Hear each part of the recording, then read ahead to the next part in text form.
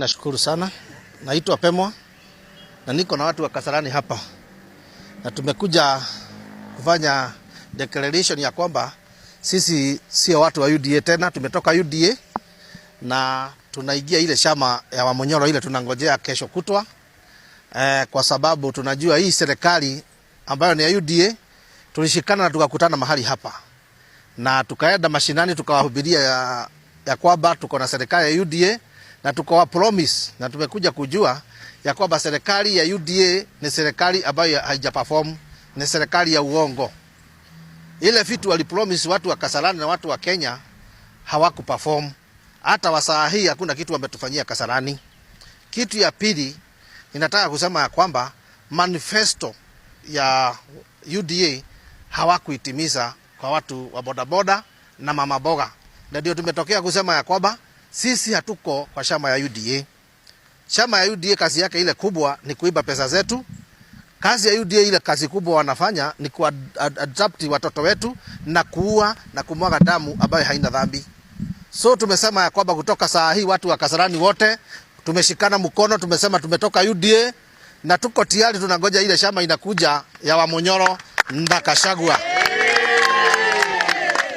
Kwa hivyo sisi tumeasha Kasogo na wale watu wengine uko UDA. Sisi hatuko UDA sasa tena. Hospitali zetu kuna nini ilikuwa inaitwa Linda Mama. Linda Mama hata niko na victim wako hapa, mtoto wake amefungiwa hospitali kwa sababu amekosa pesa ya kumtoa wakati alienda kudeliver. Na wakati wa ile serikali kulikuwa na Linda Mama ilikuwa inalipia wamama pesa ya maternity bure. Kwa hivyo sisi hatutaenda pamoja na watu hatutaenda na chama ya UDA tena. Tumesema hiyo ni kitu past na hatuko huko tena. Tume left. Na watu wale wengine kwa sababu sisi watu wa Kasarani tume left. Kuna ile namba tunatoka nayo. #549* unaenda unaitishwa ID, unatoa kitu katika chama ya UDA. Kwa hivyo sisi tuko free. Sisi tuko partners, tunangoja mahali utaelekezwa na Rigathi wa Gachagua. Kuna muhimu wa kuwa na chama ni kwa sababu wakati mnaenda na chama hakuna siku mtaenda kuondolewa kuimpishiwa kama vile waimpishi mtu wetu anaitwa Gachagua. Kama vile walitufukuza watu wa mlima, kwa sababu walipofukuza Gachagua, si Gachagua alikuwa anafukuza peke yake, walifukuza watu wa mlima wote.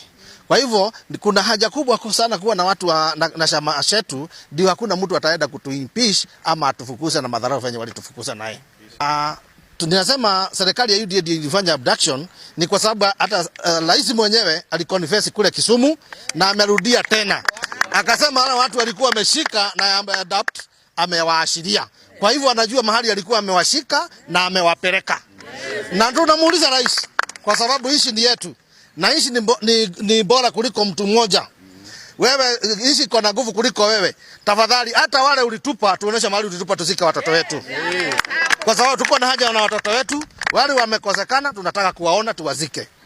Kwa hivyo sisi tumedeclare siku ya leo hatuko pamoja na wewe, hatuko pamoja na chama yako ya UDA. Sasa sisi tumeenda na chama ya Rigathi Gachagua.